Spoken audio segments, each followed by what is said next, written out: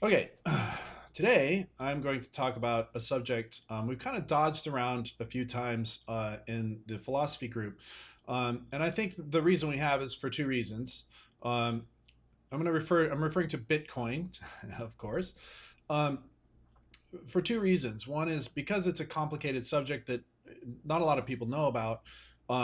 It the technical underpinnings of it, they don't really know enough often to feel like they can make an informed opinion, which is a good thing, right? It's good to not talk too much about something and formulate opinions specifically about something that you're not well versed in, and that's totally okay. That's part of why I'm making this video.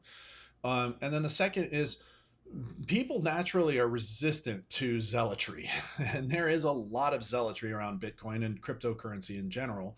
And just like when the Jehovah's Witnesses knock on your door, you're like, I want you to go away, man. I really don't want this forceful message on something that is so different to my current worldview and my way of understanding things. You're coming on too strong, man. And that problem exists in the cryptocurrency community because a lot of these people are very political. They generally, a lot of times, are aligned in a particular direction, and they have, associated and tangential political views that seem very extreme. And they oftentimes are a lot of very extreme that tie in with this other belief about what they think Bitcoin is and what its capabilities and what its capacity for human development can be and all that other stuff. Um, but they do have some valid points, and I'm going to try to illustrate some of that stuff in a little more level-headed way, so you can at least, at the very least, understand what they're talking about and understand kind of the core technology of what Bitcoin is, so you can get a better feel of what people are saying and kind of how it works. Even if you don't believe in it, that's okay. Aristotle, you know, you don't have to believe it as long as you can try to understand it. That you don't have to. You can hold that idea in your mind without necessarily buying into it. That's okay. I just want to try to explain it. I'm not going. I actually think Bitcoin's pretty good stuff, but I agree. I don't really like the zealotry that goes with it, and it does put me off a little bit. So here we go. First of all, to understand Bitcoin, you have to understand what they mean by fiat currency. And to understand what fiat currency is, you have to understand what money is in the first place. Okay. And that is also a very contentious subject in general because money is the stuff we use to buy stuff and how we live our lives, how we're remunerated for our efforts. And we also associate it a lot with our own personal self worth, what we're capable of making. We even say things like, how much is that person worth? $100 million or whatever, right?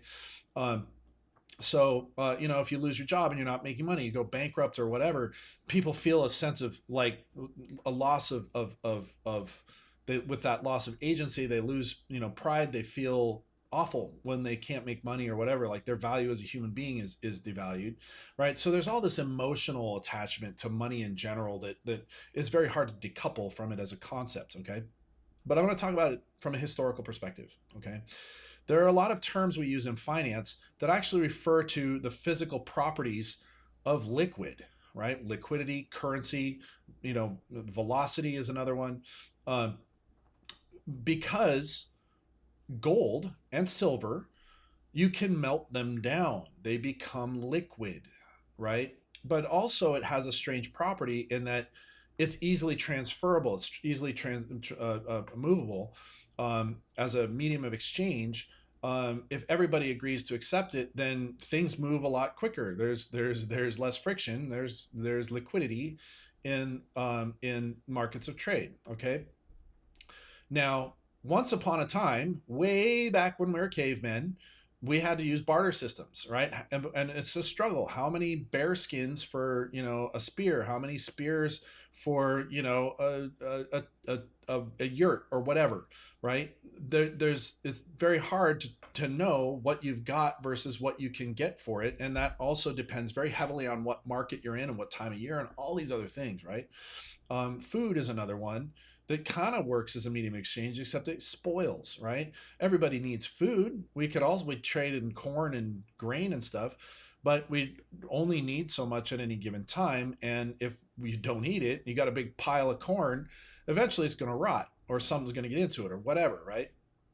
Um, so in ancient days, they began to settle on gold as something of incredible value that you could trade for a variety of things, both because it could be melted down and also because gold is relatively inert. It does not mix with, it does not bond, more accurately, chemically, with most other elements. So its purity is kind of assured unless somebody is like actually trying to mix something in, and you can boil out gold and get the good stuff off the bottom and scrape the crap off the top. You can make it very pure. So it can be very trustworthy as a medium of exchange. The problem with gold is twofold. One is it's very precious. It's hard to get. You have to mine it or whatever, or get it from someone else who's holding on to it real tight. And it's heavy. It's very heavy. So if you're dealing with major transactions like a government would, I need to build a bridge. You give a guy, I don't know, 500 pounds of gold to build a bridge. What are you going to do with that? You got to store it somewhere, and you got to secure it from other human beings that are going to try to steal it and all these other things, right? Silver became a more common medium of exchange. Now, silver does bond with other stuff, but it's better, and it's relatively light, and it's more available, and it can be melted down and made into coins, and you can figure out its purity and stuff like that. So it became more common as a used, and that in copper, although copper is not really good because it does bond a lot. Um, but those were used as mediums of exchange for lesser things because they're easy to carry around. They're smaller denominations. They're more common. All these other things, but they're still small. Okay. Now, silver in and of itself, copper can be used for things like weapons, but silver can't unless you're fighting vampires and werewolves or whatever. Okay, make a silver sword, cool, you know. Um, but and gold, of course, it's so great for that reason, but it's very heavy, but you can still use it as a medium of exchange because it can be carried around very easily. In some cultures they would have what are called bot chains. Bot is a unit of currency in Asia, and you could display your wealth by carrying it around because it would be on your neck, and you could use it when you're at the market or whatever. But it would be on your person, but you would also say, "Look at how wealthy I am," right? Um, but you still are faced with the problems of purity and all these other things. So you still have to kind of like trust the issuing of this currency and use of it. Like the whole idea of biting down on the coin and stuff like that to test its whether it's the real stuff and all that other stuff. But it worked for quite a long time of human civilization and variety of cultures all across the world based on its availability. Gold and silver kind of became a common medium of exchange for carrying on significant transactions anyway. Barter has always still been used. I'll trade you a video game for, 3 coats or whatever. That still does happen on Craigslist or whatever.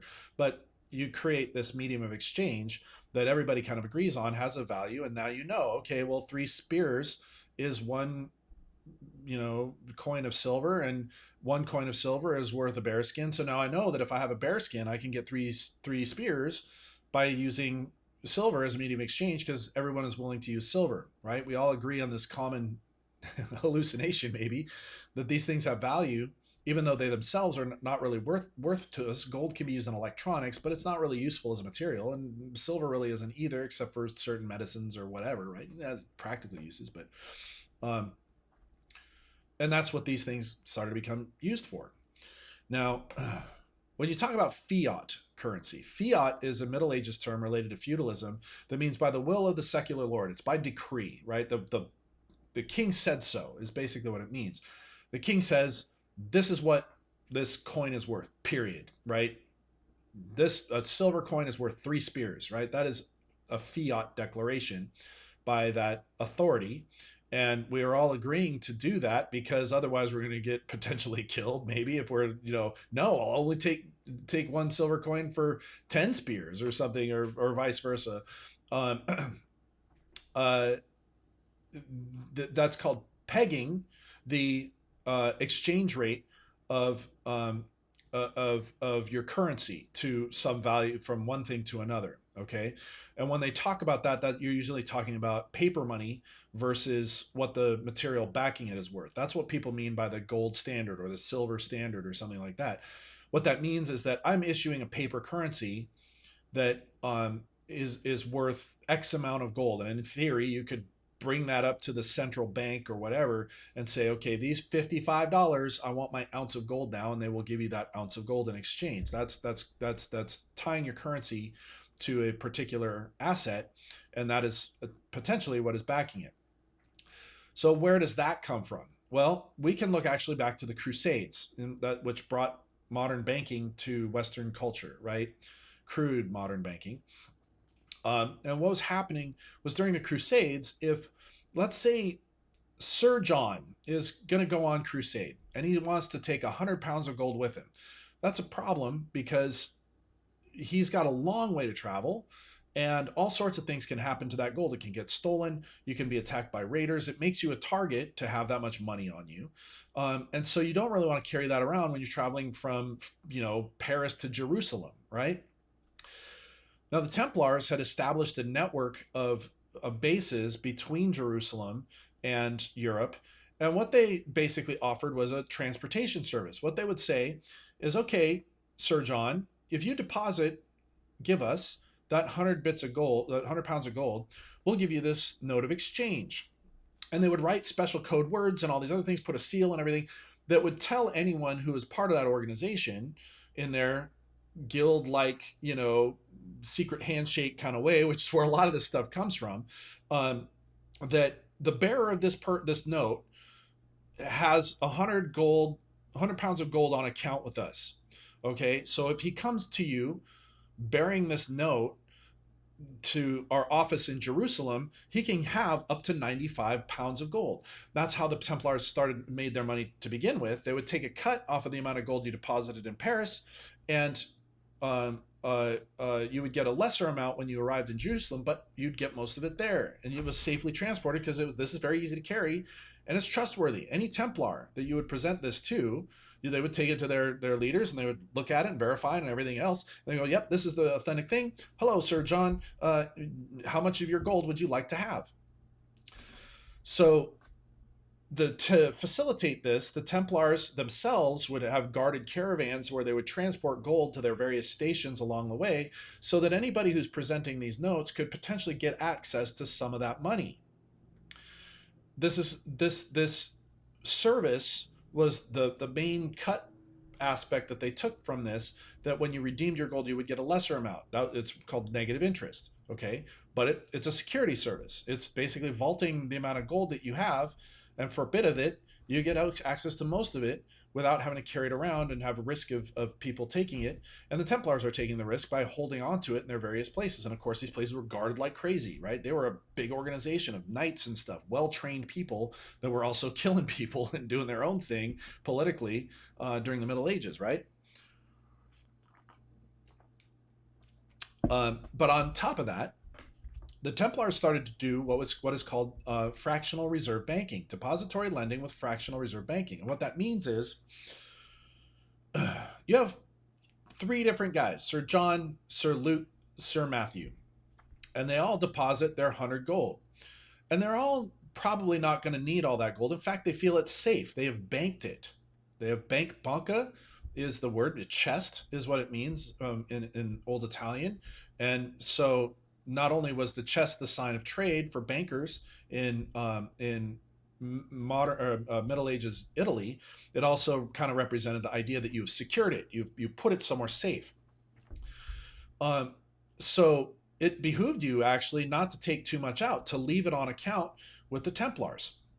And so the idea that the Templars had was they say, okay, well, we're sitting on all this gold that I'm holding on account for John, Luke, and Matthew.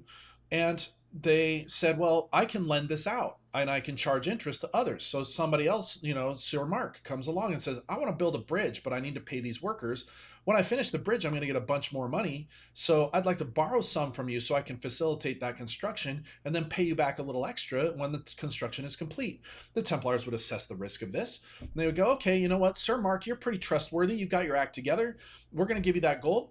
When when the due date comes, we want 80 pounds of gold back from you. And based on assuming that that went through correctly, Sir Mark would say, "Thanks for letting me borrow that 70 gold. Here's 80 gold to you to close that account off with you, and now I'm going to take the extra that I made from that and go on my merry way." And this is how business would facilitate. But for the time that they'd lend that money out to Sir Mark, if Sir Matthew, Luke, and John came to get all of their money out, they wouldn't be able to because that amount of money was somewhere else in the system. Okay. They were kind of using a set of mathematical probability, you could say, like an insurance policy, to say, well, chances are pretty good. These guys aren't going to come back for their money. You know, we can also promise them, we can even give them interest. If we're making a bunch of money off of lending it out, we even can give them interest. We can actually start paying these guys, hey, leave this money on account with us. We'll manage it for you. We'll make a little bit of money on you. And hey, with the Templars, this money's not going to disappear because if Sir Mark doesn't make good on his threats, I'm going to go take that money back, you know, and all that other stuff, right? It starts to get more complex. So, um, anyway, the problem is though, is that if something happens and all those three guys need their money back, they can't get it back all at once from the Templars. It's not available to them. And this is called fractional reserve banking. They're taking a risk, a mathematical risk, a calculated risk, sometimes more aggressive than others, that these guys aren't going to ask for all their money back all at once, and you can make promises that, hey, man, you know what, we're up against the wall right now, and then in that way they become a borrower from Matthew, Mark, and Matthew, John, and Luke, because they have essentially lent the Templars that money in exchange for interest. And they say, well, give us another 6 months, we'll give you extra money because we're going to go shake this guy down to get our money back or whatever, right? 1204, the reasons why the Crusaders sacked Constantinople was basically to settle the debt of some other dude that the Venetians weren't going to get their money back from. So politics is involved with this stuff too, right?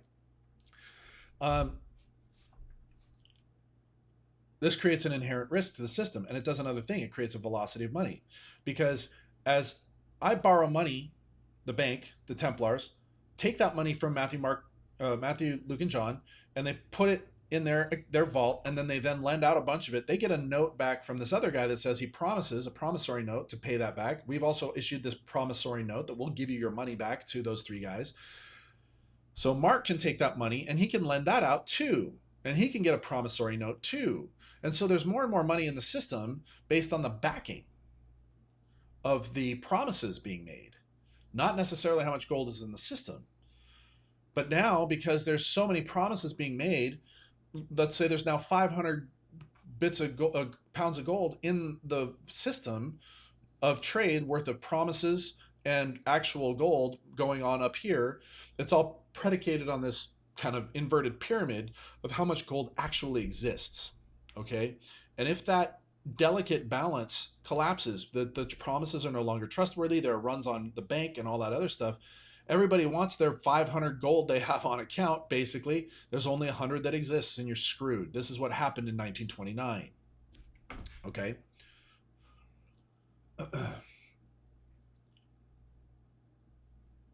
In history, okay, in England, there was a concept called sterling silver, and it was a mint that was issuing silver coins, is where the name comes from. And it just became the de facto name for a certain purity of silver in the coin. So if it was issued by the sterling mint, you would know that if this coin, unless somebody clipped it, or, you know, people are always messing with these coins, but they get a coin that would have these embossing and everything, and it looked like it was in good shape, you would know that it would actually be this amount of silver in there of this level of purity, and you could trust that if you were trading this silver, it hadn't been boiled down and you know, whatever it was worth, and it became a real standard of exchange in the 12th, 13th, and 14th century, I believe. Along comes Henry VIII, our good friend. We all love Henry VIII, who did all sorts of things that broke everything, you know, including the church. The concept of marriage, you know, Anne Boleyn, all that good stuff. And among other things that he did was called the Great Debasement. This is where we kind of get our bad taste for the term fiat currency from, is because he owed a bunch of money for his wars with everybody else. And he was on account to pay back hundreds and hundreds of pounds of silver. So he changed the purity level by fiat of what a coin of silver actually had in it. So instead of 92% silver, he put other stuff in it and said it was about 30 or 40% of silver in these coins. And he said, this, by fiat, by my decree, is what a pound of silver is. Or whatever, ounce of silver. Wreaked havoc on the markets because the thing is the king says so. And we have absolute authority. This guy we know is a tyrant. He will kill you if you don't take that money as his payment back to you. And of course, people would take that currency and they go, oh, well, God, it's so awful, but I'm going to melt it down and turn it back into sterling silver quality again. At least now we get back. It was awful what happened. And it created all sorts of inflation, and people that wouldn't take this new currency on the streets, and whatever. But it was an actual political will that changed the definition of money, that everybody just had to accept this new standard that was issued by this government. Okay. So with that in mind, people concern themselves with the asset value of what a currency was versus what the actual asset itself was, because the asset value of the currency is not the same as what the actual value of that amount of silver is, right? There's a decoupling that happened where it said that an actual ounce of sterling silver is worth about 3 ounces of this crap that the government is issuing. Okay. They changed the standard.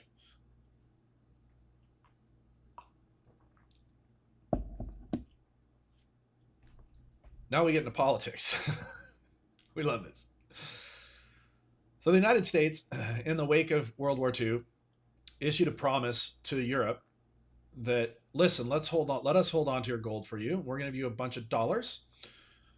We will peg the dollar to $55 worth of our currency. And at any time you want to redeem $55, we'll give you your money back. Okay. And that was the gold standard by which the United States had for a little while. This is in the wake of the Federal Reserve, which I'll go into in a little bit, which was earlier in history. But by 1970, 1971, gold started to go up in value, and what's called the margin, the spread that a person could make by getting just raw gold and exchanging it for dollars started to get out of whack. So in theory, you could get money off the top by taking this gold into the federal government and say, I want an ounce of gold, and then I get more dollars back, and rinse and repeat and rinse and repeat. I could just make money like a monkey very easily if this was happening. And the government didn't want to do this, probably because they didn't have the gold. What's in Fort Knox, by the way? Have we looked lately? But anyway, Richard Nixon, another one of the many, many wonderful things he did for our country, did the same thing that King Henry had done 400 years before. He said, you know what? Dollars aren't worth gold anymore. We're done with that. That's just what we say it is.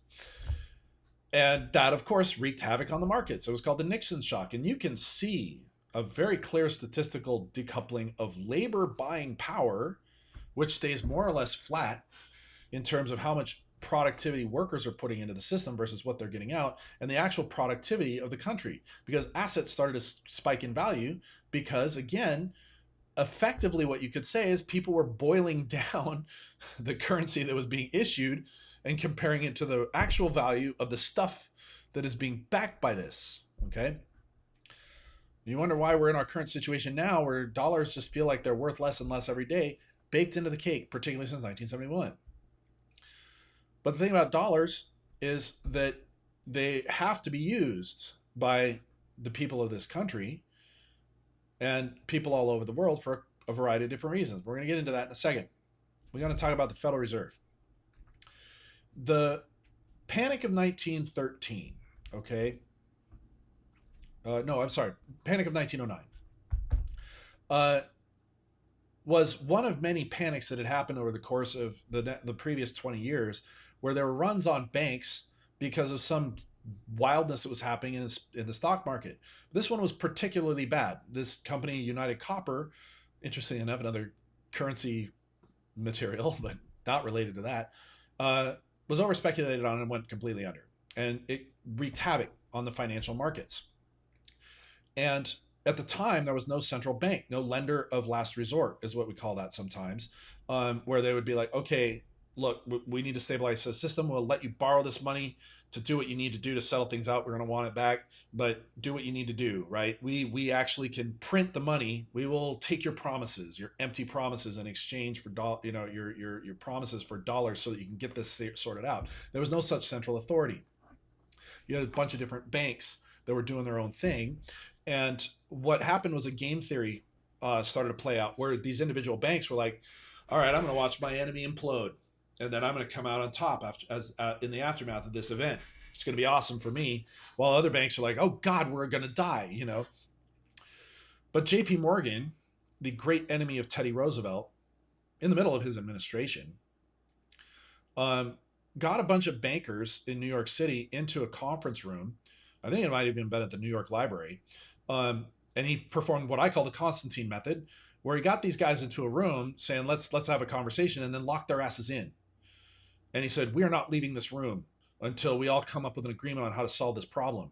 JP Morgan, this, you know, the great pig that we see in these old woodcuts with the top hat and the monocle and stuff, that's who we're talking about, right? That guy saw his own self-interest at play, because the whole system was going to collapse. And it is quite possible that this country actually would have fractured, at least in a financial way. It would have been the United States of Wells Fargo and the United States of Bank of America or whatever. Not quite, but something bad was going to happen, because things were going to collapse in on itself, and every man for himself, even at the top of the financial markets. He saw this unfolding, and half these guys were like, I'm not doing jack. We'll wait till everybody else collapses and we'll see what happens. And he's like, no, okay, if you survive, you're going to be a lord over nothing. Okay, you can't do this, and I won't let you. I'm more powerful than you, he says, more or less, and we're all going to put some skin in this game. We're all going to lose money. It's how it's going to work. You're all putting a pound of flesh on this table to save the system. Otherwise, it's all going to fall apart, and I'm not letting you leave until that happens. Okay. And obviously a bunch of bankers kind of agreed with him, and the rest of them had to get with the program, because they were going to get savaged by these other guys. You got with JP Morgan, and he was going to help you out. Now that the political tides shifted, okay, JP Morgan got an agreement from these guys, called up Teddy Roosevelt. I've got a thing figured out. It might have been a telegraph. I got something figured out. I need your approval, and Teddy Roosevelt agreed. He was like, JP Morgan, my great enemy. Yeah, I see what you're talking about. This has to be done in order to fix this problem. So it's one of the few times when the rampant capitalism of that era, the Gilded Age, actually worked out, because this speculation drew things crazy, and the self-interest of these bankers came together as a cable to solve this problem that would have brought us all to our knees. Now, the markets that suffer, people went through another recession and all that other stuff, but it could have been way worse. And in the wake of that, everyone, government officials, bankers, everybody was really concerned about what happened there and how that could have played out. So in 1913, the Federal Reserve convened on Jekyll Island, notably without John Jacob Astor, who was very against this. There were two other guys, I forget their names, that were on the Titanic when it went down. And suddenly the Federal Reserve didn't have any major opponents anymore. Put my tinfoil hat on now, boys. But anyway, the Federal Reserve convened, and the concept actually makes some sense. They said, all right, look, if you're going to be a bank in the United States, you have to join this consortium of banks, and you're going to have to pony up a significant portion of your assets and pour it into a central bank called the Federal Reserve that is going to be the lender of last resort. It's going to be the place where we go if one of these banks start to fall. So if one of the banks starts to collapse and this kind of financial crunch happens, they can get money from the Federal Reserve to patch the holes in their boat, so to speak, using that analogy again. But because all these other banks have contributed up that money into the Federal Reserve, you're all going to watch out for each other to prevent serious speculation and other shenanigans from happening, so that piggy bank doesn't get raided. And we will issue Federal Reserve notes that is basically backed by the central authority of this bank, as the new dollar system in the country. And that was how it worked out. Okay. Do not believe for a minute that the Federal Reserve is a government organization. Now, because the government was involved, they have some say in who gets appointed to the board of the Federal Reserve, but this is a private organization that is a consortium of all the banks in the country. The money that you get in your hand is not issued by the government. The last time that happens, that actually happens when the Mint, I believe, issues coins, but nobody uses coins, certainly not digitally anymore. These dollars are issued as promises against, what are they backed by? Treasury bonds, mainly. And Treasury bonds are backed by taxpayers paying into the federal government to repay the interest and loan principal on these bonds that they issue when they need to spend money on stuff. That's a big underpinning of what actually gives value to the dollar now that gold cannot be exchanged. It can't be exchanged for gold at a flat rate anymore. Okay. The other thing that gives us power with the dollar is our military projection. So as part of that agreement with Europe, you're gonna use dollars for international trade, particularly for oil. Okay, oil is the lifeblood of the modern economy. I'm sorry, all the environmentalists out there. I'm not disagreeing with your arguments on the merits, but because of the way things are working right now, oil is going to be used, even if we cook this planet alive doing so, coal and oil, because we need electricity, and there's no real viable alternative that people are willing to use that's cost effective. Okay, and so oil in particular, because it's current and liquid, can be transported from here to there to allow an economy to prosper. We said we'll secure the sea lanes for oil, but you got to use dollars to trade for oil. This is why some people refer to our dollar as the petrodollar, because you have to use dollars to trade for oil on the Western markets, unless you're Russia or Iran or somebody. People who we don't treat very well and embargo and such, and wreck their economy because they're not willing to trade oil for dollars. And we see this play out politically even in the modern day. Iraq was our great friend because they were a bulwark against an Iran that threw the Western supporting guy who was willing to trade in dollars out and was replaced with a bunch of religious zealots that refused to do business with the United States and Western powers. And so we embargo the hell out of them. And Iraq, as effectively a cultural bulwark as well, we propped up this tin pot dictator who was awful, truly awful to his people. But we liked him because he was willing to trade his oil for dollars. Okay. Same with Muammar Gaddafi. He was an awful human being, very decadent. When you look at Muammar Gaddafi, he was kind of like a clown, really. It would be funny if he wasn't such a horrible human being to his people. But both of those guys at some point got an idea. You know what? I'm not going to trade for dollars anymore, says Saddam Hussein. I'm going to trade for a basket of currencies instead, euros and stuff. Now he's the devil. Muammar Gaddafi. I think I'm going to trade for gold now. I don't think I want to trade for dollars. He's the devil, right? We don't want you doing that. No. You're going to mess with our apple cart. We're going to get rid of you. That is the power of the United States. That's what we do. And I'm sorry if that sounds crazy, psycho, right-wing, political, whatever you want to think of that. That is really what's happening from a geopolitical game of risk stratego kind of way. This is why we get involved in these wars. It sucks. I hate it, but it's what we do. Okay. So because the dollar is backed by the fact that we secure these trade lanes, we make sure people are using dollars to trade for their oil. That secures its value from an international perspective, and they buy treasuries and stuff like that. It becomes the international medium of exchange. The dollar does. And there's a lot of currencies that are actually pegged to the dollar. It's funny as you go to, like, I don't know, Barbados or someplace, and they'll be like, $2 is worth $1 because they will exchange that for an American dollar if you want. They have a reserve of some amount. Same kind of thing, but with dollars instead of gold. We just got a bunch of cash from the United States in here. We're going to print these dollars. Hopefully you believe that we have all these American dollars in the bank, right? It's just this Ponzi scheme that's going on. The other part of it is the income tax, which is always a contentious political subject. But the fact of the matter is that every person in the United States who makes an income has to remit a part of that income to the United States government every year in dollars. Whatever they happen to trade with, whatever, it has to be valuated in dollars. And when it's valuated in dollars, you have to pay a portion of that profit back to the United States government, or back to the United States government as a benefit of being a citizen of the United States and having a social security number. God bless America. You have the legal obligation by fiat to remit a significant portion of that income back to the federal government in the form of income taxes.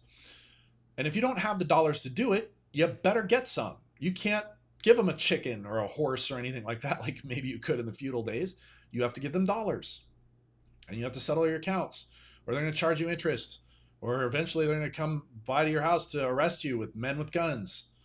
Political will, as Mao said, is always enforced at the end of a barrel of a gun. But we all have to pay our taxes. It's the way it is, whatever. So we have to. But it gives the dollar its strength because all of our income has to be remitted. And it is a lot. It is a lot, folks. Okay? Social Security tax nominally is some sort of retirement fund slash, safety net for people. It doesn't pay out much. If you use that money to buy U.S. treasuries, you'd have made a better return. Now, is that a social safety net? Not really. But the reality is that you're not getting back out what you put in if you're putting in a lot. Some people get a little bit more. A lot of people don't get much out of that at all because it's only lasts till how long you live. So if you put on money into the system and you die right at the retirement age, nobody gets that money. Okay. Now, if you file a joint account with your married spouse, they do get that money. That's the exception. You can be married and that person will get that Social Security money because you contributed jointly. But it's not an investment. And the employers pay half of that. So even though you look at it and say, oh, it's only 7.3%, it's actually 15.3% of the total money that's being paid out for you. And on top of that, you have to pay income tax to the federal government of about 15% usually. It's about 30%, after your initial deductions and all that other stuff, but it's about 30% of your profit. And if wherever Social Security tapers off, you pay a higher amount on a sliding scale of your income to the government. And that's in addition to the state governments and the sales taxes of your local governments and all the other hidden taxes you have. When you buy a gallon of gas, that's taxed to hell. But you don't see it. You just see, oh, I pay $3 for a gallon of gas. Why is it $5 over in California? Well, it's because California has a higher gas tax. That's part of it, transportation, all that other stuff. But there's a big hidden cost in a lot of the stuff you buy.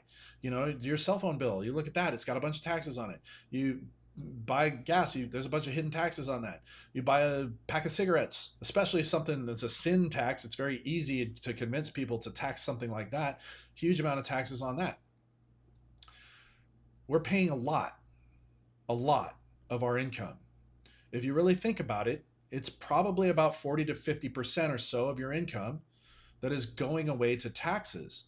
That's 20 minutes or 30 minutes of every hour that you work that is going away to government authorities.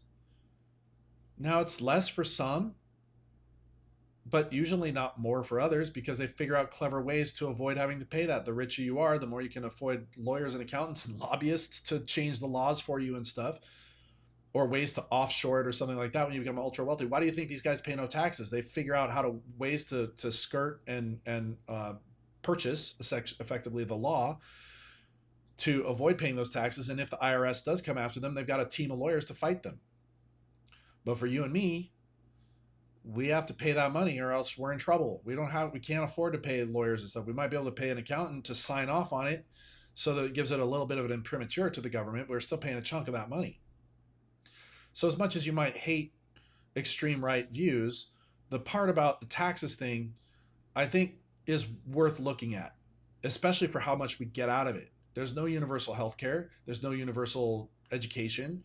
There's no, the freeway systems and the electrical grid and our water system, Detroit, all this stuff is falling apart. Our schools are overcrowded and all these other things.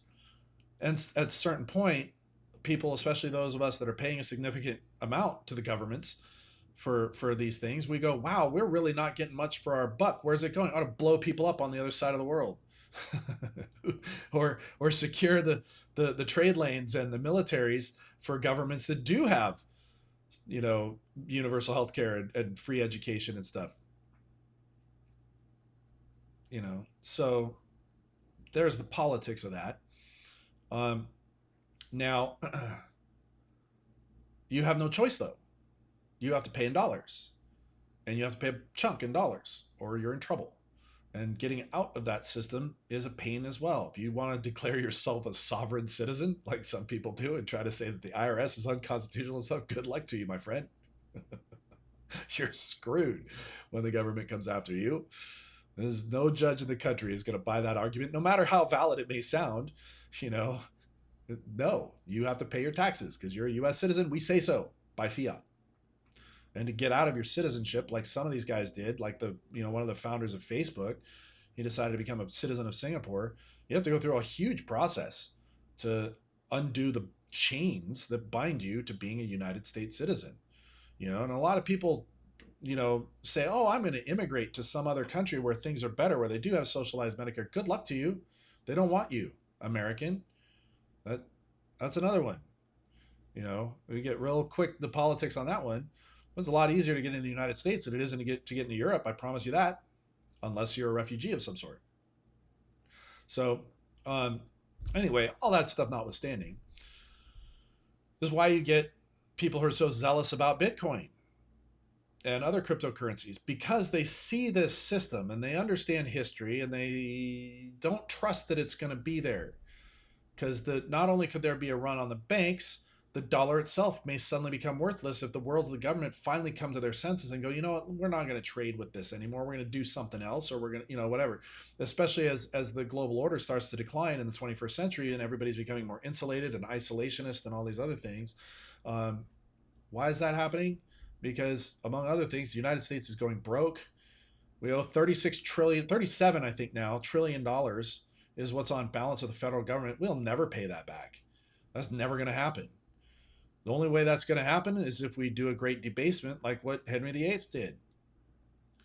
Or the dollar just collapses in on itself like a dying star that it is. A lot of people feel this way, and they're not necessarily wrong to think that that could happen. I think there's definitely a non-zero probability that the collapse of the dollar will happen in our lifetime. Okay? And when that happens, the great American empire is going to collapse, and it's going to be a big political nightmare for everyone. And then we're going to say, well, what can I get a bearskin or 3 spears with if the dollar is worth less? And now we flip back to, we got to find another medium of exchange. That's what a lot of these guys see. Now, of course, this isn't a very apocalyptic view. This kind of ties in with preppers and all that other stuff and zealotry that people don't want to look at. They either don't want to believe it, or they hear these people talking and they're like, man, you're crazy. Man, human beings are a little bit smarter than that. We're, you know, whatever. And that's not an irrational thing to think. I don't think a grand collapse like that is going to happen, but political turmoil, because the collapse of a currency can happen. It happens a lot in history. So they're looking for another medium of exchange. Well, gold, as we know, is heavy and it's precious and it's hard, and people store it and they issue other currencies, other bills of exchange, you know, stock ETF funds and all these other things that obfuscate carrying the gold, but you can't necessarily trust that the gold is actually there. You might have a run on that bank too. I want my gold out of the thing. This is kind of one of the things that led up to the run up in silver lately, is because people started to make a run on the bank and they were buying the silver to make, you know, I want to get physical delivery. And there was a huge discrepancy between COMEX and like the Hong Kong exchange in terms of what silver was worth, because people trusted the Hong Kong exchange less for whatever reason. You know, the government of China, who talk about fiat, boy, they rule with an iron fist over there. They were going to secure that silver, and so people felt like that those paper assets weren't going to be worth anything at all for a little while. You know, this is how things happen. They happen fast. The trust dissolves in the system. So if gold isn't trustworthy for a variety of reasons, it's too heavy, nobody can eat gold or whatever, what can I have as a transmissible a medium of exchange that's secure and easy to port around? And this is where Bitcoin comes in. So Bitcoin, when it first fired up in 2009, was one of many other systems that were trying to solve for a transmission of some sort of digital asset as a means of payment over the internet. Okay. Now, if you look at the protocol, the HTTP protocol and the internet protocols, you'll find error codes related to like payment failed and stuff like that because they didn't know what was going to come. But those guys had the foresight to say, well, sooner or later, somebody's going to come up with a way to transmit money of some sort digitally through the internet, and we need to have a mechanism by which to accommodate for that. And so they stubbed a bunch of stuff in that says, okay, whatever gets developed behind this, it's going to use these error codes and stuff, right? So the core functionality exists on the internet to facilitate this. They just didn't have a system in place when they put that stuff in, knowing that future generations will probably come up with some solution to this problem. Okay, and Bitcoin is one of the many different systems that have been trying to solve for this problem. The problem with any kind of digital system for payment is its vulnerability. Okay, now banks, at the end of the day, when you use your payment account, with your credit card or whatever, there's actually a central authority behind that is validating and verifying whether or not that payment can go through. You're still trusting Visa, who at the is transmitting stuff to a bank, that the bank, you trust that transaction, and they have the ultimate authority to decide whether or not to honor that transaction or not. And just like the Templars, if you produced a note that said, I am Sir John and I have 100 pounds of gold on account here, it's up to the bank whether or not they're going to honor that or not. And people don't trust banks for a variety of reasons, right? But that's what we've got in place right now. Is it still goes back to that central form of exchange by way of elaborate electronic transactions that are underpinned by dollars. Okay, but if you don't trust that underpinning system of dollars and maybe the transactional central authority because of other trust issues, right? If the bank can deny you for whatever reason, you know, they can deny you for any reason, right? If I don't like your political views, no, I'm not going to give you your money. I've just taken it from you, right? Whatever, right? That can happen. That happens in China. It does. It happened in Canada when there was that great trucker movement. They froze those people's accounts for no other reason. They were participating in a protest. Regardless of how you feel about it, that's pretty scary. That shakes trust in the system. I don't want to put my money in a system that can do that to me, right? I want to make sure that when I go to collect my money, that it's there. I want to be absolutely certain that when I go to collect my money, that it's there. And that is one of the problems that Bitcoin is trying to solve. Okay. And it does it in a couple of different ways. First of all, Bitcoin is Bitcoin. It is an asset essentially that is traded for dollars. That you have to use a medium of exchange to get Bitcoin for dollars or whatever else that other people use. So that's why it fluctuates in price, because just like gold or a stock or anything else, it really is a supply and demand problem as it compares to other currencies in the world. Okay. So it is not a medium of exchange yet. And in fact, it's struggling to do so because the network itself there's so many transactions happening now on the network that it takes a while for when you say, I want to send 10 Bitcoin from one place to another, it takes a while to validate that transaction, way slower than it does to run a credit card, right? Faster than a bank would maybe do so for such a large transaction. But if I'm buying a cup of coffee, I don't want to stand around for 6 minutes waiting for my transaction to go through. My coffee's going to go cold, among other things. The liquidity isn't there, right? The exchange does exist, but my ability to actually make that transaction in an efficient manner is being impacted by the slowness of the network right now. And that's part of the core adoption issue that they're trying to solve. Okay. But Bitcoin exists wholly and solely within the Bitcoin network. It's not something you draw out and put on a desk anywhere. It only exists in the network. And it uses double book accounting.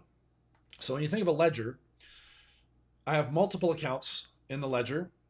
And when I take money out of an account, I deduct it from the account and then I put it in that other account. That transfer of money that occurs is called double book accounting. So I can, in theory, go through an entire double book ledger. If I have all accounts, if I own all the accounts, if I'm just one mega accountant of all the money that's being transmitted from one place to another, there can be lots of money in the system, lots of stuff going on up here, but when I boil it all down and sum everything up, I should only have the amount of money that actually exists in the system. I should only have that 100 pounds of gold rather than the 400 or 500 that seem to be trading up here at the top. Okay. Bitcoin, you can do that because we have a ledger that exists from the beginning of time, from what's called the Genesis block of all the transmission of all the Bitcoin that has entered the system. How does Bitcoin enter the system? Okay. The way the network works as a fundamental is that in order to encourage people to actually perform this ledger keeping activity, in order to provide the horsepower, the computing horsepower to calculate these fairly simple transactions of moving Bitcoins from one to the other and making sure that that transaction is accurate, making sure that that's supposed to happen, all that other stuff. The Bitcoin network is programmed to basically provide a Rubik's Cube puzzle.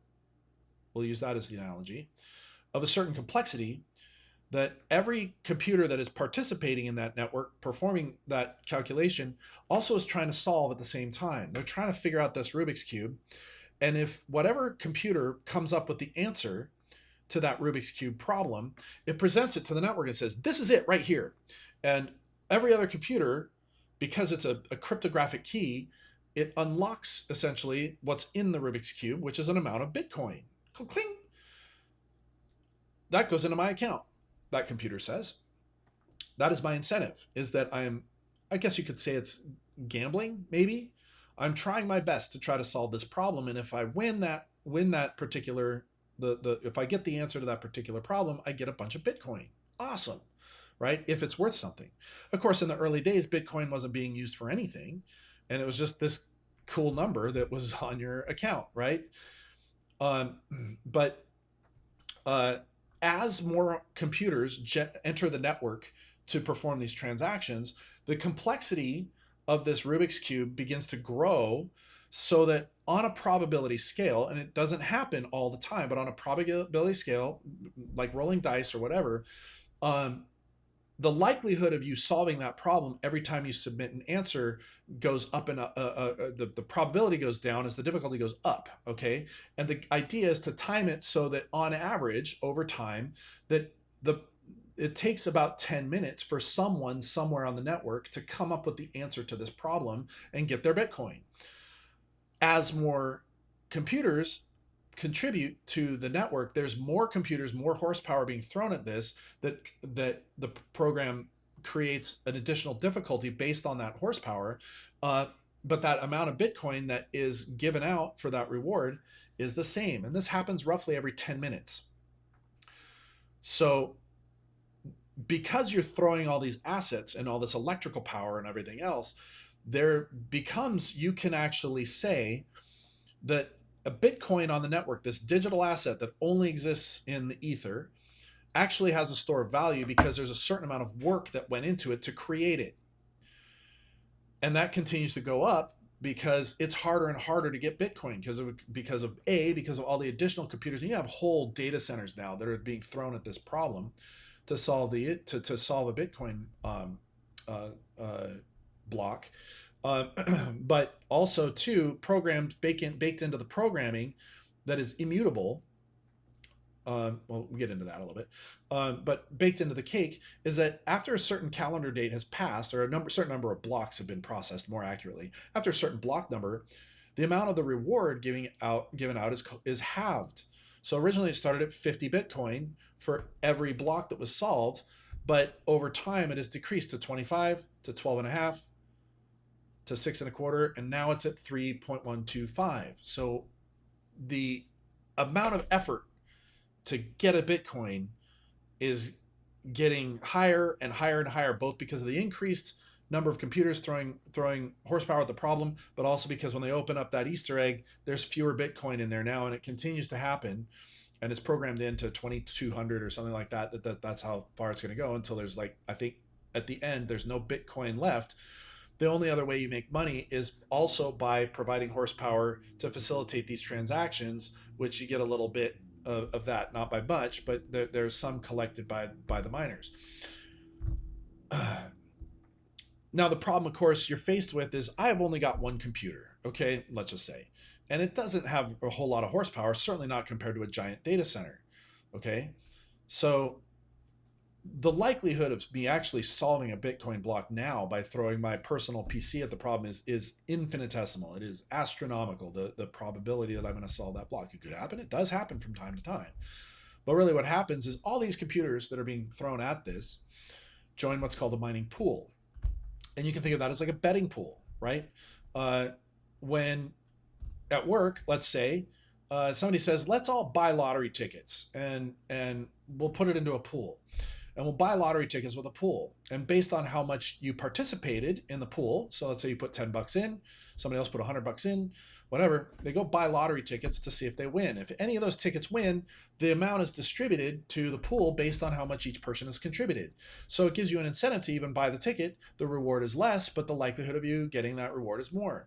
And that is how when miners enter the network now, they usually enter a pool, even their own private pool for all the massive amount of computers they have, or they join another larger pool where they're all contributing together and they all agree, okay, because you're on this computer network, when we get that reward, when our master computer or whatever that's doing this gets the reward, it's going to take that money from that reward and then distribute it evenly across the network. Okay. So there's still incentive to throwing your horsepower in it, because if you join a large mining pool, you're still going to get a little bit of Bitcoin, because the likelihood is very high over, relatively speaking, a certain amount of computers, that you're going to solve it as part of that pool, and you're going to get a little bit of that reward, right? Based on how much your computer contributes, which is kind of negligible. Now with Bitcoin, and this is where you get the crypto bros and the crazy speculation and all this other stuff, Bitcoin is just code. So you can copy and crib that code and call it Bytecoin or, whatever coin. And so there were a number of copycats that didn't really add any value. And Bitcoin was the first, and most computers have contributed. So there is a network effect. Okay. But because of this network effect, you can also trust a lot about the network. The network is probably never going to fail, basically, as long as the internet exists, because all these computers are still cooperating together as part of the cryptographic scheme that makes sure that these transactions are secure. That is the main security feature of Bitcoin, is everything is encrypted using elaborate keys. And I'll explain that in a second. But that is where we get the name cryptocurrency from. Okay. It's not, I don't know, Bigfoot currency or whatever. Although the conspiracy theorists couple in with the zealots of Bitcoin, so it kind of feels like it matches anyway. But that's what they're referring to as the cryptographic mechanism by which these transactions are secured.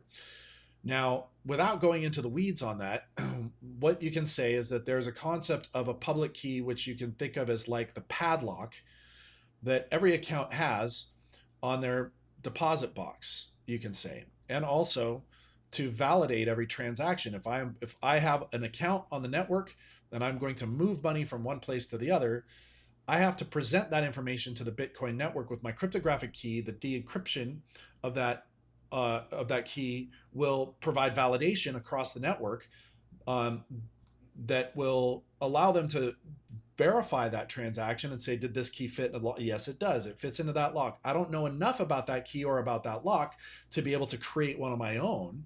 But what it does do is it says to the computer, if I put this key into this lock and I turn it, it does actually work.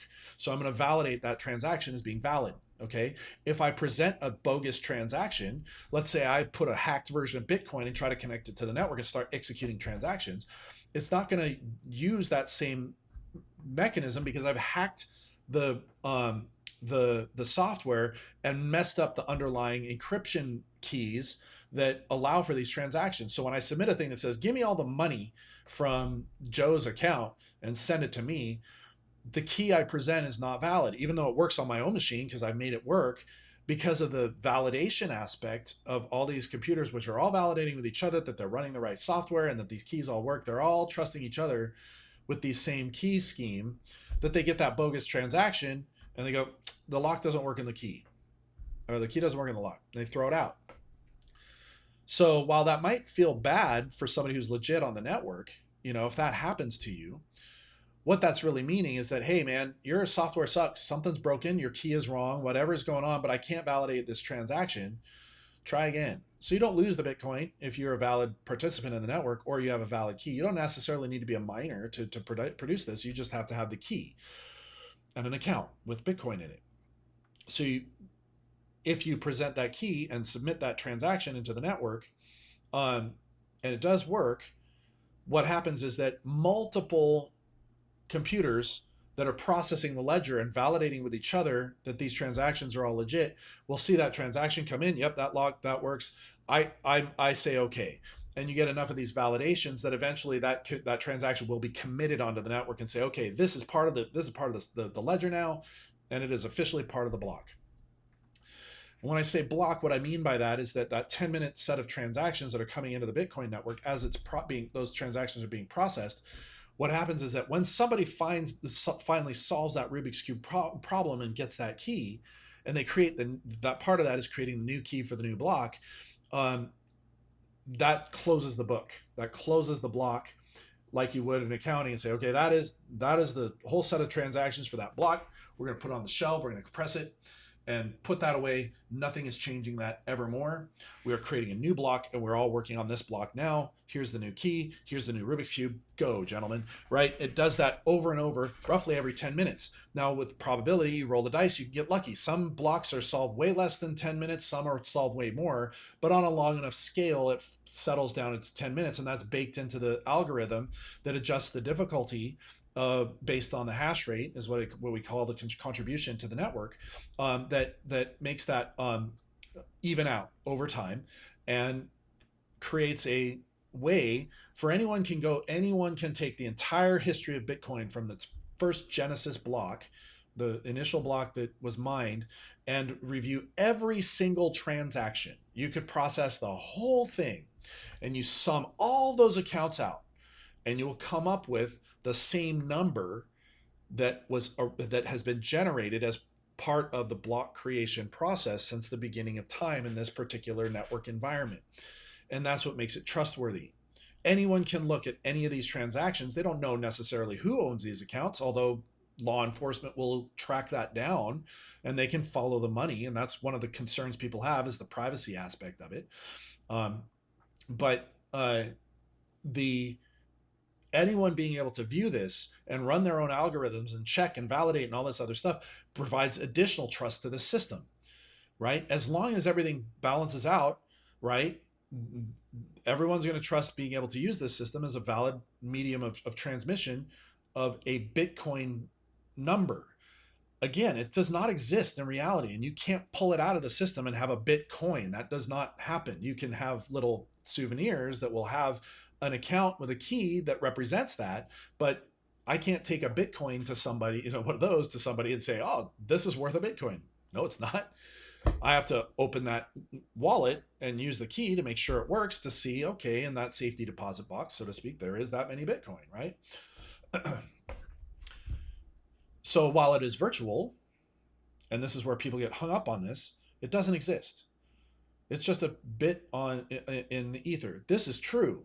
Absolutely true. Your concern there is absolutely valid.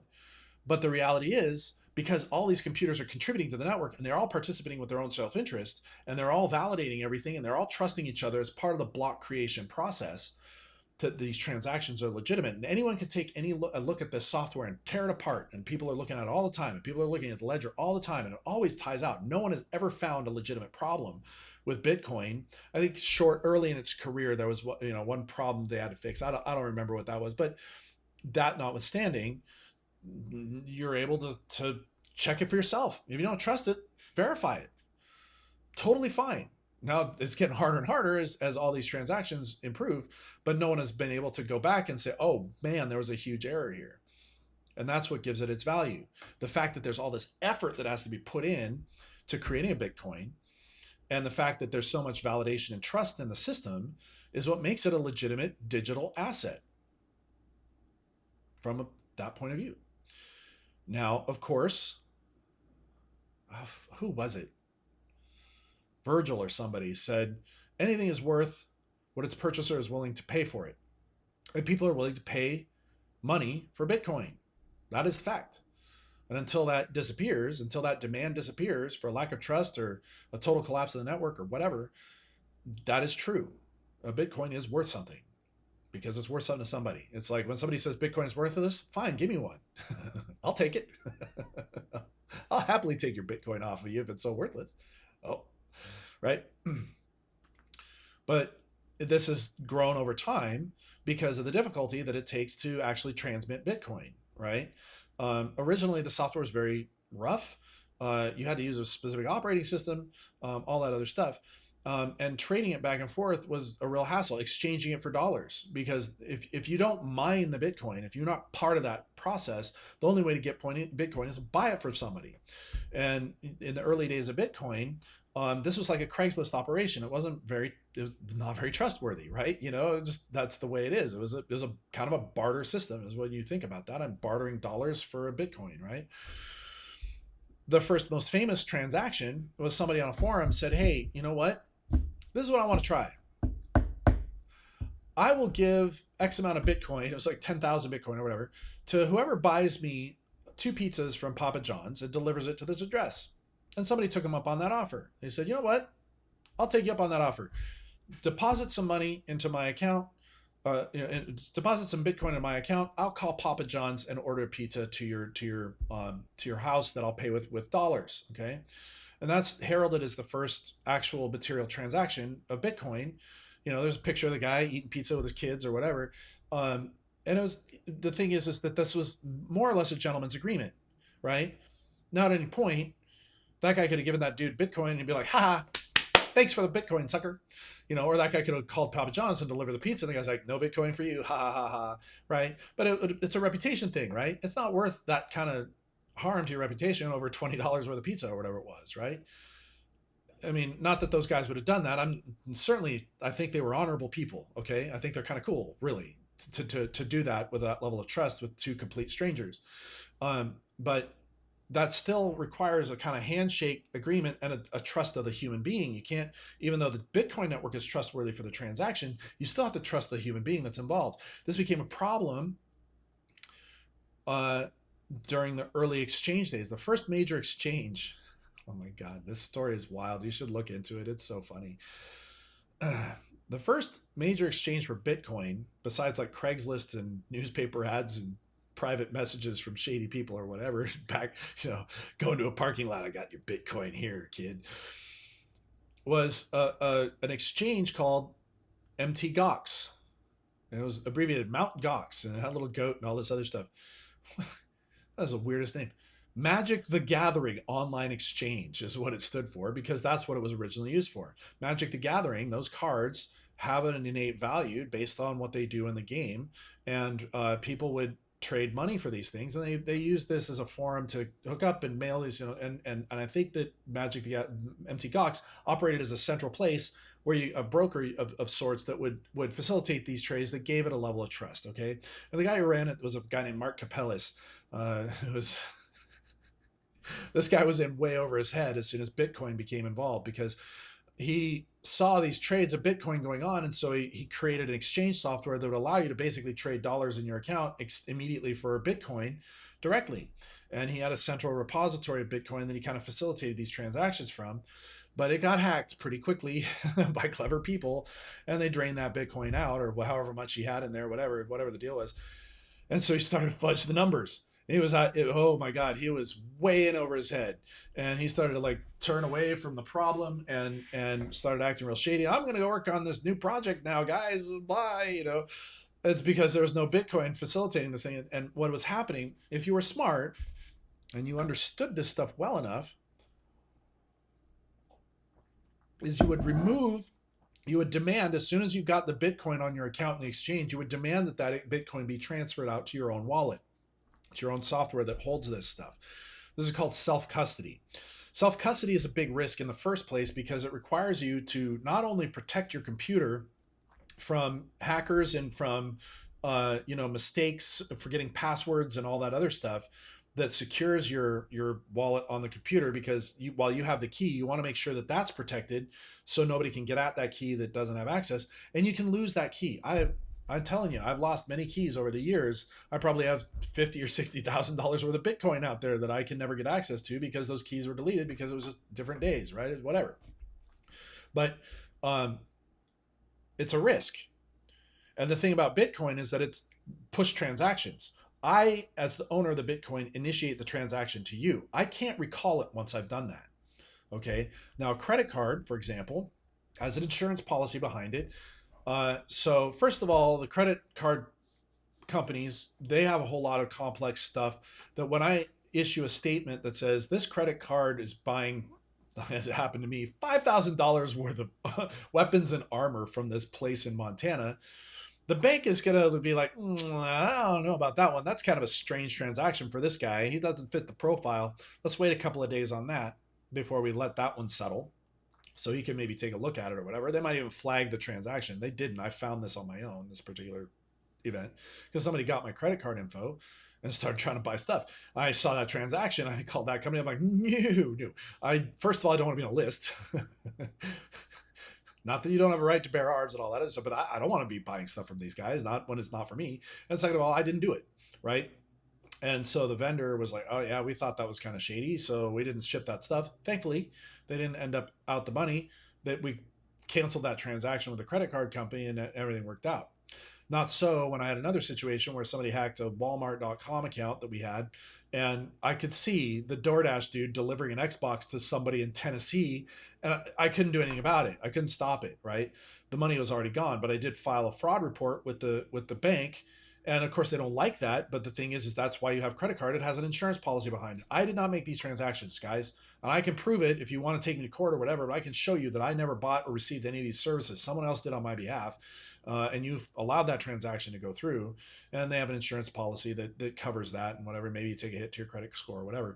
But you don't end up paying that money. But when you do that, when somebody gets into your Bitcoin account and moves that money is gone, baby, because it was cryptographically verified by the network. And just like any other transaction with regular currency, you'd have to take somebody to court to get your money back, right? And good luck. That's another big risk with self-custody. So a lot of people will leave their money on the exchange, believing that they have that money behind them, just like you would a bank. And that was the big problem with Mt. Gox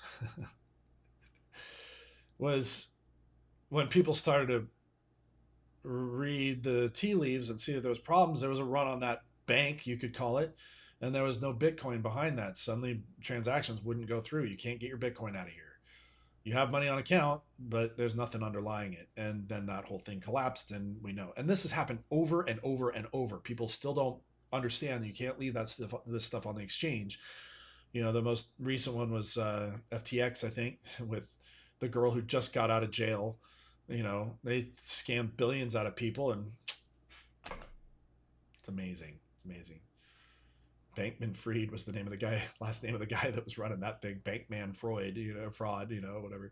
But so you still have the problem that you have with any other bank is that if you leave this money on the exchange, then it can be gone. But it's safer there, is what you think, right? Is it? I don't know. Fidelity, they've got a new Bitcoin ETF or whatever. They probably have the money. If I may not be able to draw the Bitcoin out, but I might draw the cash value out of that. That's kind of where a lot of the trust in our system exists, is I can't actually get the asset that I purchased, like a share of GameStop stock, for example. It's part of the supply problem of that particular meme explosion. Then the supply didn't exist, but you could still, in a lot of cases, get the cash value because the bank itself had the money behind it, or got the government to lend them, or whatever the deal was. Who knows? But you may not be able to get the asset out. And if that bank collapses, you're in trouble. If that exchange collapses, you're in trouble. Okay. But when you're talking about the Bitcoin itself and the Bitcoin network, if you have self-custody, then and you have the key and you verify every once in a while, does my lock still fit in the key? Can I still get access to that money? You basically are opening your safe and looking at it. Yep, it's still in there. Cool. Lock it, right? Or you use it. I'm going to take a few coins out and send it to somebody. You can trust that Bitcoin is always going to be there because it's being verified in a decentralized manner. There's no central authority that decides whether or not you get access to that. All it is this whole elaborate network of computers that you present that key to and that transaction to, and they all check to see if the key works in the lock. Yep, yep, yep, yep, yep, yep, yep. That transaction's verified. You can't override that. You can take down entire countries. Happens. They go offline because they don't want you trading Bitcoin or whatever. That's okay. The rest of the computers on the network still do it. The hash rate goes down, the difficulty goes down, and everything evens out with that Rubik's Cube problem to be about 10 minutes. It's self-correcting. It's a amazing system. Now there are a lot of lost Bitcoins like my own that I have on there that I don't have the keys for anymore. It's just all there is. I don't have a way to recover that stuff. So there's a lot of lost Bitcoin that are stuck that will never get out unless you somehow magically, and if you try to brute force this stuff, you do what's called dictionary attack and just try 1, 2, 3, 4, 5, like on the dials over and over and over. It's called dictionary attack. First of all, you're going to get banned off the network. Probably somebody's going to see you spamming the network with bad transactions. They're like, this is a fraudulent thing. I'm sure that occurs as well. But it's going to take you years. It'll take any computer years to solve that problem. Now, that's a big risk. They talk about quantum computing that would be able to do that. They would throw enough horsepower at the problem to be able to force these things open and take the money out without actually presenting the key. They figure out the key. That is a risk, but it's pretty low. It's very, very low. And if the way Bitcoin, because it's open source and it's all in agreement, right? And even updates to the code have to be agreed on by a majority of the participants in the network. If that really does become a risk, the likelihood of what's going to happen is some clever people are going to be, okay, we got to solve this problem a different way. We're going to change the algorithm in this way. Do you all vote on this? Yes. So the Bitcoin consortium, which is anybody can contribute to and participate in, and everybody votes on, that will be distributed to the miners. The miners decide whether they're going to take this update or not. And when they don't, what can kind of happen is called a fork, where there's another network called Bitcoin Cash that's originally a replica of Bitcoin, but that's going off on its own direction. Not worth nearly as much though as Bitcoin itself, the original stuff. Which comes into another issue. All these other coins, because Bitcoin's just code, right? I can spin up a complete copy of Bitcoin and call it Brandon Coin, and I can start mining blocks and creating Brandon coins on this network. But it really depends on the network effect of people willing to participate and an opportunity cost of the electricity and all that stuff that's involved in participating in the network. Why invest in your energy into Brandon Coin when there is Bitcoin out there that I know for sure is worth something now? That's the network effect of this. It's one through, it's actually the first and it's survived the longest. But a lot of other coins came out that were trying to deal with different things, right? First of all, is they want to add features. This came along a lot later. Ethereum. The idea is I want to bake in contracts. I want to have a set of conditions that happen that allow this money to move from one place to the other in a more elaborate fashion. I want to be able to build applications on this so that, like, I don't know, when I buy an asset on, a painting or whatever, some coded asset on the network, and it trades, I want to make sure that the original creator gets a 10% cut of that trade. So that is a built-in thing to that particular asset, and it moves whatever.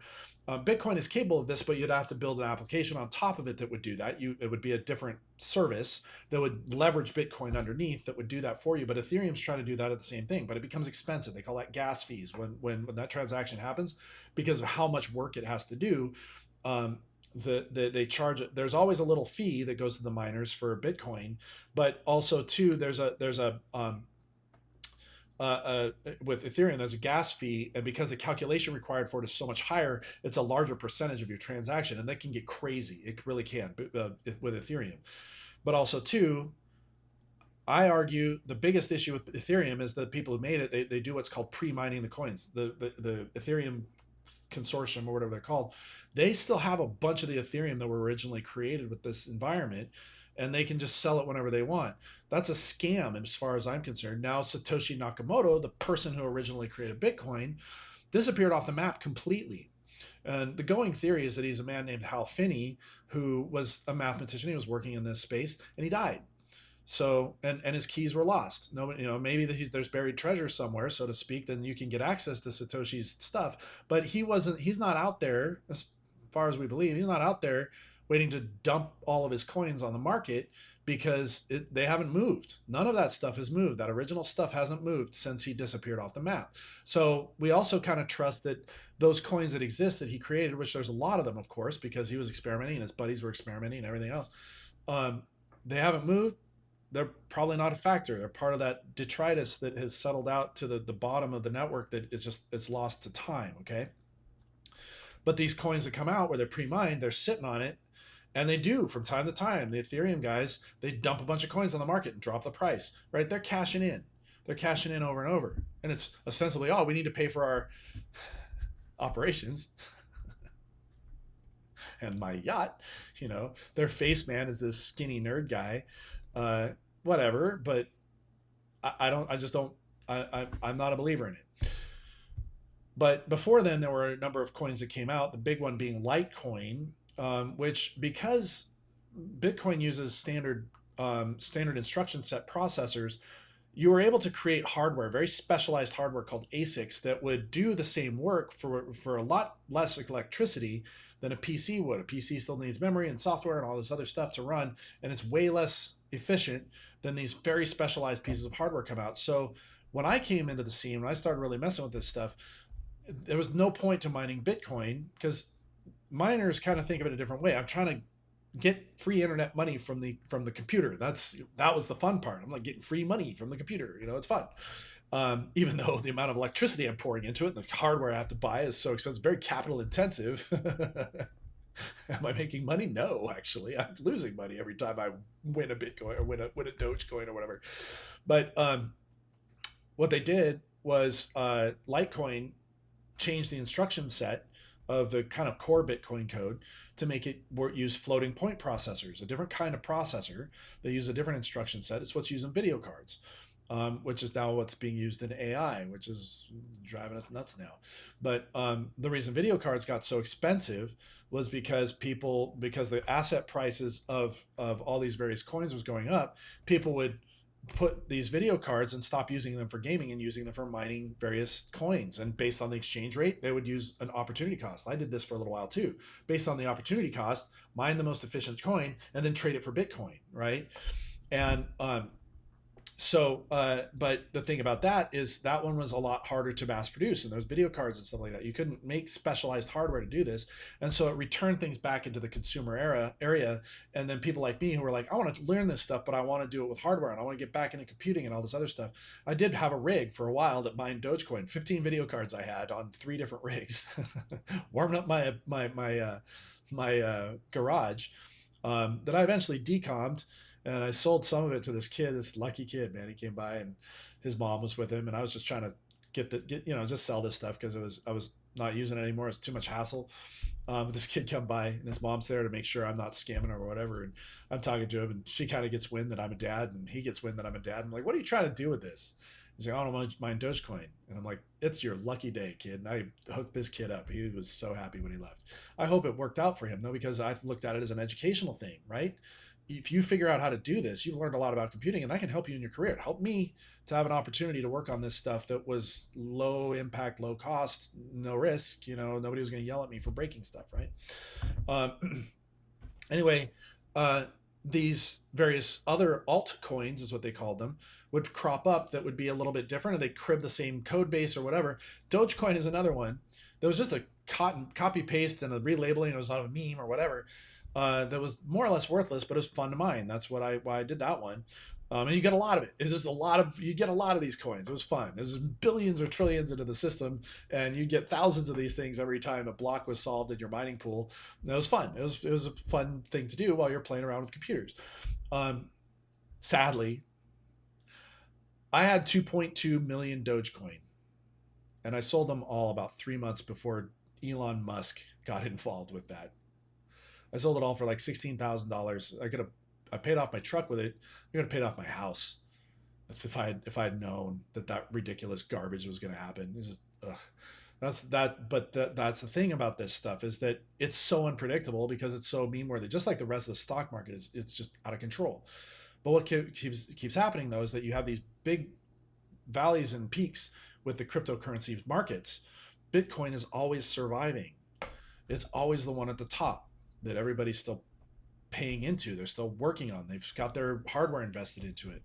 And so that network effect remains. And so as many of these, and there's scam coins too, guys like Donald Trump, like Trump coin, right? And they pump it up and he dumps a bunch of that stuff onto the bag holders, and then they rug pull it, whatever. They cash in, and everybody's left holding the bag. I've got a bunch of Trump coin and no dollars left. It happens all the time, all the time. That's why people have a bad taste in their mouth. It's like this scam thing that's going on, and it's true. A lot of that stuff is scams, right? And the crypto bros and the zealots and all this other stuff. That's why people don't tune out. They're like, that stuff's crazy, man. I don't want to talk about it. But Bitcoin is a little bit different, just because I would say it's more serious. You have a lot of people behind it. They're constantly working on the code base. There's a huge network effect, and it's resilient. It's proven to be resilient over, what are we looking at? 17 years, if that's been going on now. Okay. So while the price value fluctuates because it's still an asset, you still have to trade it for cash in order to actually use it as a medium of exchange. It's still not a medium of exchange. It has the potential. And the best part of it is it exists only in Ether. Strangely enough, when somebody says it doesn't have value, like physical value, that's true. It only exists as bits on a compute, on a bunch of different computers. But the fact that it's all a bunch of computers programmed to trust each other or not, and because they're all participating in a agreed upon way, everybody has to have a quorum agreement on how these rules work, and we know exactly what's going to happen, how the rewards are going to come out. We can always review every transaction that's gone through, all this other stuff. It provides an inherent value to the transmission of this information, and it doesn't weigh a thing. And you can take your cryptographic key on a USB stick and cross borders. You don't have to tape this stuff to your vest or hide it or whatever to prevent the authorities from robbing it from you. The worst they can do, if you've protected yourself, is they take that key away. And I guess by gunpoint, they can force you to unlock it, to unencrypt it. That happens. They do. Don't think they don't. But reasonably speaking, if you manage to protect yourself and have your keys themselves locked behind something secure, a passphrase that or whatever, people get very creative with how they secure this stuff. They do things like they take bolts with washers that have the keywords, or the 24 keywords they use to encrypt their wallets that contain the keys, and then they bolt this in and they bury it in a block of concrete. They pour a concrete on that, and then they use it as part of their house, so nobody knows it's there but you. Some guy recently, not Bitcoin but Ethereum, tore apart a game of Castlevania 2 and found an Ethereum wallet in there that somebody had hidden. And he opened that bad boy up, and he didn't know how to do it. He posted this on Reddit. This was like a week or two ago. He posted this on Reddit. How do I do this? And some crypto bros help him out. Like, oh, this is what you need to do. Plug that in. Don't DM anyone. They're actually pretty cool about this. Don't let anyone DM you. Don't talk to anyone publicly. Okay. Here are your instructions on how to open this. Here's an exchange that you can use to transmit whatever you find in there. Like, they're giving them all sorts of good public information. Do not post your keys here. Do not post files here. Do not do anything. Watch yourself, my brother. Here's how you do it. The open, good way to do it that does not require you to give us any of that information, and you should be able to get access to that stuff. Don't talk to anyone privately. Don't trust anyone who's trying to get you any files, right? They were right on him. It was cool. It was really cool. And he opens it up, and there's 42,000 Ethereum in there, hundreds of millions of dollars worth of Ethereum. And he posts a thing. This is my last post, gentlemen. Thank you so much.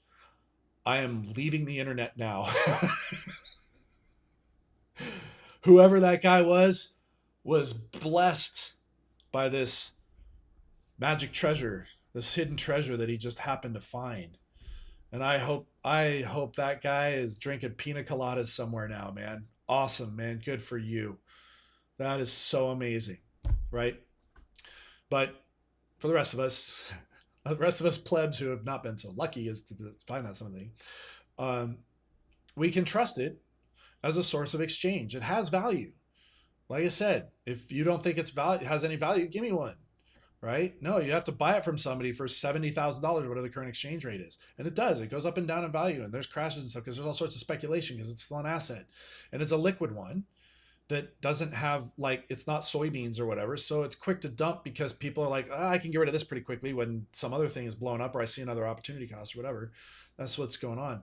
But the thing is if I want to transmit a value, a stored of value to somebody, and I don't want to pay the crazy amount that Western Union charges or have the banks involved and decide, you know what, I'm not going to transmit that money. I'm not going to let you have access to that money because I don't like your political views or I don't like this country or whatever the reason is, legal or not. That's part of the issue. And that's another part of the negative view that people have on it, because the Silk Road did exist and they were selling drugs and hits on people and stuff like that. They were facilitating all sorts of wild transactions using Bitcoin, thinking they were anonymous, and they got busted by the authorities who looked at the public ledger and figured it out. So don't do anything illegal with Bitcoin, dummy. But the thing is, if I want to send money or a store of value anyway to somebody for something they gave me, or I want to send money to grandma in Ecuador or whatever it is, for a very low fee, I can transmit Bitcoin to her that I can say is worth X amount of dollars at the current exchange rate, at least. And Western Union's not involved, the banks aren't involved, whatever. It just appears in her wallet if she knows how to get at it and how to trade it on her own exchange. And it's relatively anonymous, right? Stuff like that nobody cares about. Small transactions nobody cares about. It takes a little while for that transaction to commit, but you're able to transmit that value.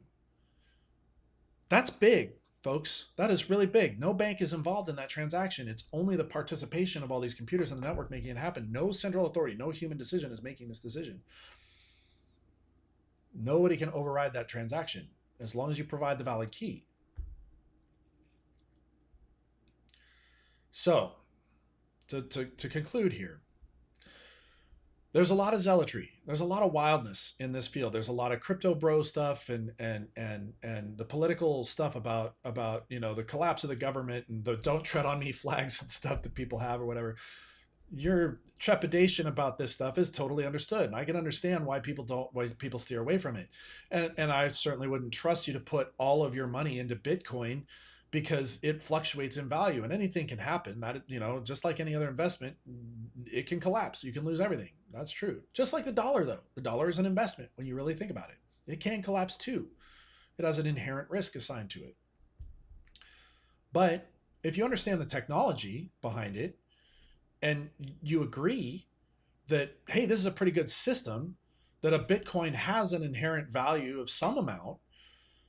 Now, what that is again, what is something worth that is it's only what the purchaser will pay for it. Nevertheless, as long as there's demand for this, it's gonna be worth something, at least a pizza or two, right? We've established that. And right now, one Bitcoin, of which there will only ever be 22 million, I think there's 21 million in existence, something like that. There will only ever be that many, unless everyone on the network agrees to increase that supply, which they won't. They don't want to debase their own currency. They want the value of this thing to go up. So they want to limit the supply. You can still carve it into smaller amounts in a Bitcoin. They call those Satoshis, named after the creator, the pseudonymous creator. I'm not pronouncing that word right. I know I'm not. You know what I mean, though. It's not his real name, is what I mean. Bastards. But even if that guy comes back from the dead and unlocks all those coins and dumps it on the market, those participants are still there. So even if the value goes down because this guy just dumped 20% of the value or whatever onto the market and it hits the value hard, it's still going to have a value of some sort. As long as the computer continue to participate, it's still, there's trust in that network. It still probably will be able to buy a couple pizzas. Right now, you can buy a whole car with a Bitcoin. Pretty soon, my belief is you're going to be able to buy a whole house with a Bitcoin.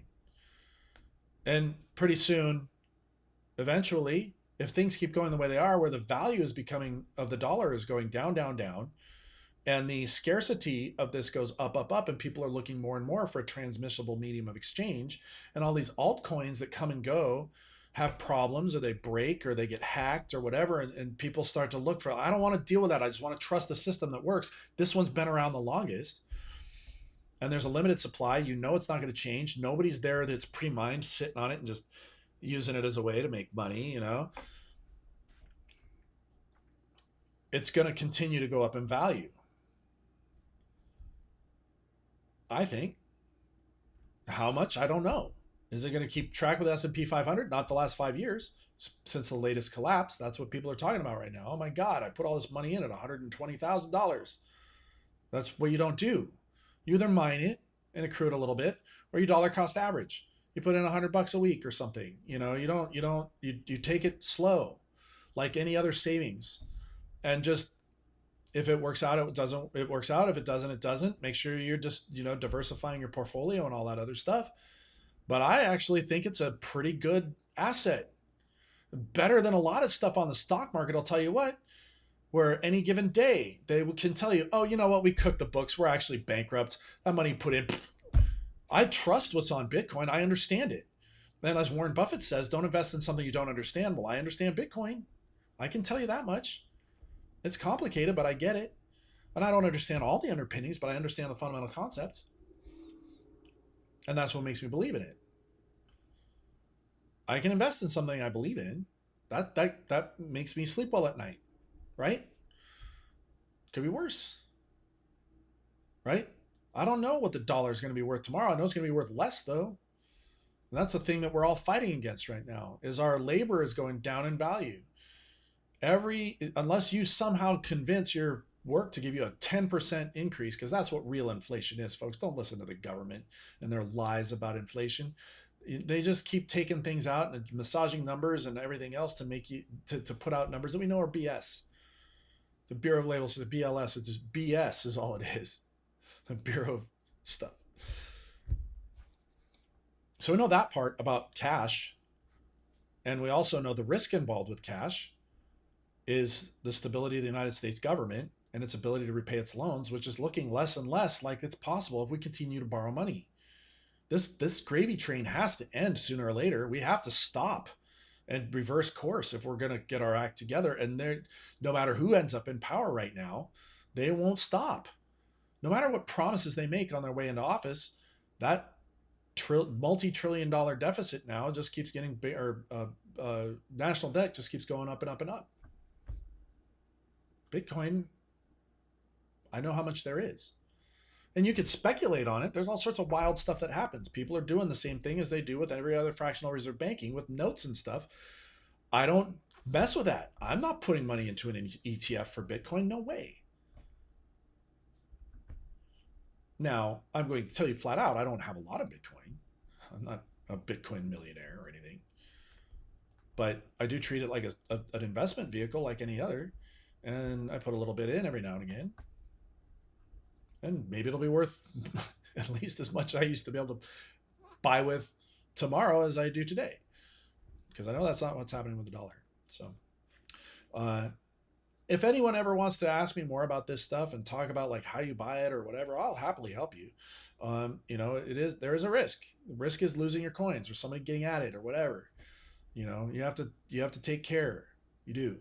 And you really can't tell anybody if you've got lots of Bitcoin, if you were a big time investor, or just somebody was playing around and you found a wallet or you found that buried treasure. You don't tell anybody. Don't tell anybody. Now, if you trust me well enough to give you advice on how to get at it, I'll help you with that. And I will tell you right now, do not give me the core information. Do not fork over your keys to me. Do not do that. Learn how to do it yourself and do it in private and do it away from other people when the suspicion is not on you. Just like how you would treat a lottery ticket that you won with, you gotta be careful there too. But as we head into our brave new future, I think about a game we used to play when I was a kid called Shadowrun. And the currency of exchange was called Nuyen. And we're on cred sticks that were digital. This stuff didn't actually exist. And there was a limited amount in the system. And the electronic system trusted it. Bitcoin is cyberpunk as hell. And that's why I like it.